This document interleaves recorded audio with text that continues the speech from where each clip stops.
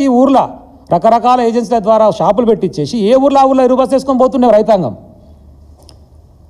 కానీ ఇప్పుడు కనీసం అవగాహన లేదు రేవంత్ రెడ్డి గారికి. అది యాజ్ ఈజ్గా ఇంప్లిమెంట్ చేస్తే అయిపోతుంది.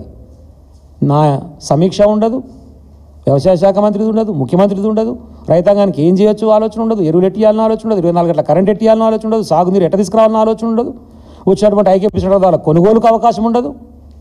డైలాగులు మాత్రం పెద్ద పెద్దగా మేము బోనస్ ఇచ్చినాము, మొన్ననే రైతు బంద్ చేసినాము, అంతకుముందు 2 సార్లు ఎగ్గొట్టినాము. మరి అదేందుకు చెప్పు, ఇట్లా చెంపలు వేసుకొని రైతాంగం దగ్గర 2 సార్లు ఎగ్గొట్టినా అని చెప్పేసి మరి తప్పేందుకు ఒప్పుకోలేదు.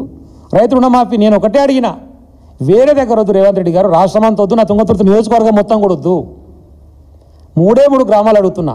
స్థానిక శాసనసభ్యుని యొక్క సొంత గ్రామం ధర్మారం బోదామా, స్థానిక ఎంపీ యొక్క సొంత గ్రామం శాలిగౌరవం బోదామా, మా జిల్లా మంత్రి గారు తాటిపాముల ఉత్తమ్ కుమార్ రెడ్డి గారు సొంత ఊరు, అది కూడా నా కాన్సెన్సీలే, తాటిపాముల కూడా. ఈ 3 ఊర్లకు పోయి ఎవరైనా సరే మొత్తం రుణమాఫీ మా ఊర్లో జరిగింది అంటే కనుక నేను దేనికైనా సిద్ధం, రాజకీయం బంద్ చేయమన్నా బంద్ చేస్తా. మీరు దేనికి సిద్ధమో చెప్పు, ఈ 3 ఊర్లలో ఎక్కడికి పోదామో మీరే చెప్పు, మీరు వస్తారా మీ మంత్రి వస్తారా చెప్పురి అని అడిగినాం. దాని గురించి రిప్లై లేదు. ఉత్తగానే ఇంత రైతు రుణమాఫీ చేసినాం అని చెప్పి వెళ్ళిపోయాడు, ఇంత రైతు బంధు ఇచ్చినామని చెప్పి వెళ్ళిపోయాడు. రైతు బంధు కూడా అందరికీ రాలే. ఈ 3 ఊర్లలో చూద్దాం, మిగతా దగ్గర వద్దునే అనేది. ఆ 3 ఊర్లలో కూడా ఇప్పటికి ఇంకా రైతు బంధు బాకీ ఉంది. ఆ 3 ఊర్లలో కళ్యాణ లక్ష్మి చెక్కులు బాకీ ఉన్నాయి. ఒక తాటిపాముల మంత్రి గారు ఉత్తమ్ కుమార్ రెడ్డి గారు ఊరనే 26 చెక్కులు పెండింగ్ ఉన్నాయి ఇప్పటికి. వీటి గురించి మాట్లాడవు. కేసీఆర్ గారు చేసిపోయినటువంటి ఒక మంచి మార్గాన్ని యాజ్ ఈజ్గా ఇంప్లిమెంట్ చేసేటువంటి ఒక తెలివి కూడా లేదు.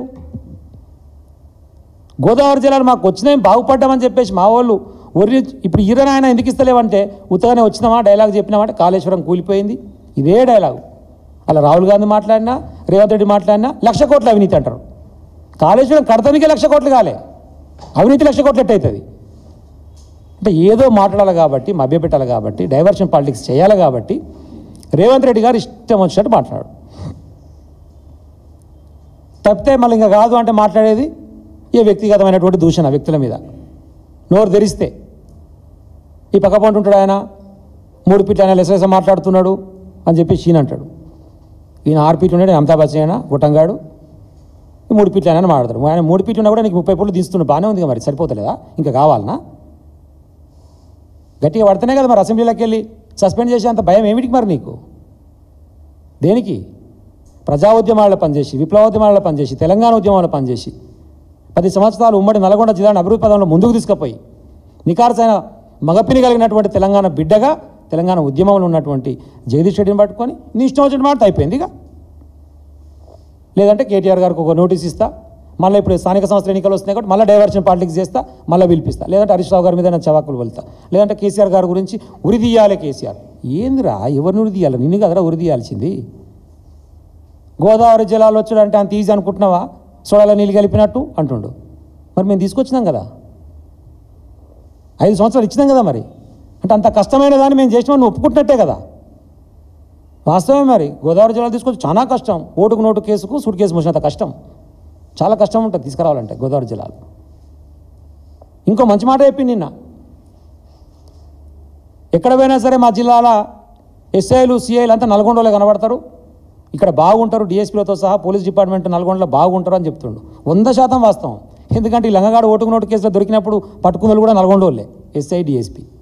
అందుకని ఆయనకు బాగా గుర్తుకుంది. అది ఒక్కటి మాత్రం కరెక్ట్ చెప్పిండు. చెయ్యాల్సినటువంటి అభివృద్ధి నువ్వు మండలాలు తెచ్చుకున్నావు, కనీసం మీకు బిల్డింగులు తెచ్చుకోలేదు, ఎంఆర్ఓలు ఎంపీడీ వాళ్ళు సన్యాసి అని మాట్లాడతారు. ఈయన 3 నూతన మండలాలు నా తుంగతుర్తి నియోజకవర్గంలో, అడ్డగూడూరు, నాగారం, మద్దిరాల 3 నూతన మండలాలకు నిన్న ఈ సన్యాసి 2 మండలాలకే బిల్డింగ్ ఇచ్చిపోయింది. మరి 3వ మండలం ఏం పాపం చేసిందిరా? నువ్వు తెలివికలోనే కదా, నువ్వు మునగానివి కదా. 3 మండలాలు నూతనంగా ఏర్పడితే మరి 2టికే ఇచ్చిన శాంక్షన్ అంటే సన్యాసి నువ్వా మేమా? ఎవడు సన్యాసి? నూతన జిల్లాల ఏర్పాటు, నూతన మండలాల ఏర్పాటు జరిగిన తర్వాత కేసీఆర్ గారు ఒక ప్రణాళికబద్ధంగా ఫస్ట్ కలెక్టరేట్లో నిర్మించుకుంటూ వచ్చారు. ఈ టర్మ్ చేయాల్సింది అదే, మండలాలకు సంబంధించినటువంటి బిల్డింగ్ నిర్మాణం ఈసారి జరుగుతుంది. సరే, ఆ లోపలనే గవర్నమెంట్ మారింది, నీకు ఏదో అవకాశం దొరికింది.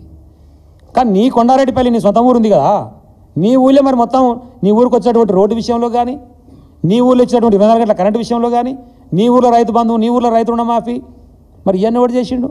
నీ 24 గంటల కరెంటు కూడా మా జగదీష్ రెడ్డి ఇచ్చింది నీ ఊరికి. మరి నువ్వేంత పొడుగు మాట్లాడినావు. అక్కడ ఉన్నటువంటి రైతు రుణమాఫీ జరగలేదని చెప్పేసి కవర్ చేయడానికి పోయినటువంటి మహిళా జర్నలిస్ట్ మీదనే కదా నీ ఊరిలో పెట్టేసి వాళ్ళ మీద దాడి చేపించే ప్రయత్నం చేస్తావు.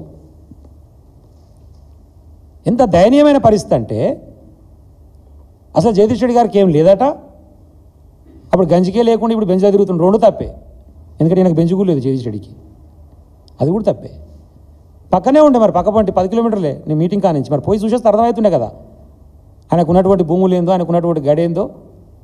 ఆ ఊరు మొత్తంలో ఆయన ఇల్లే పెద్దగా ఉందని చెప్పేసి ఆయన ఇంట్లోనే ఎస్సీ హాస్టల్ నడిపించేది. ఎస్సీ హాస్టల్ ఆయన ఇంట్లో నడిపించేది. అది సమితి ఉంటుండే నాగారం గతంలో. అంత పెద్ద ఇల్లు, పెద్ద కుటుంబం, ఆయన భూస్వామి. నీ ఊరికి పోయి చూద్దాం పారాదు, నీ ఊరికి పోయి చూద్దాం. నువ్వు వేడికెళ్ళి వచ్చినావు, గోడల మీద రాతలు, గోడలు దుంకుడు, తర్వాత స్క్రీన్ ప్రింటింగ్. నీ బతికెంత మరి? నువ్వు వేడికెళ్ళి వచ్చినావు, సరే అదృష్టం కలిసి వచ్చి ముఖ్యమంత్రి అయినావు. ఆయన ఈ రోత మాటలు, రోత డైలాగులు మానవాయిగా.